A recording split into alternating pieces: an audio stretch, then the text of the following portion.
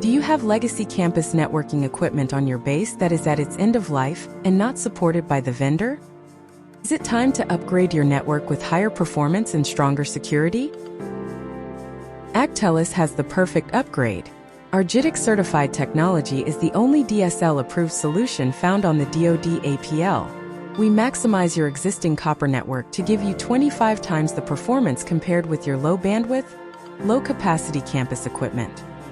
You'll have the secure high bandwidth you need to connect all of your critical devices and systems without the need to install new fiber lines. Our devices are cyber and temperature hardened, deliver high performance over copper or fiber, support Ethernet, T1 and DS3 deployments, and feature NIPR and SIPR with individual ports provisioned for each specific application. Let's see how Actellus stacks up to legacy Campus Star equipment.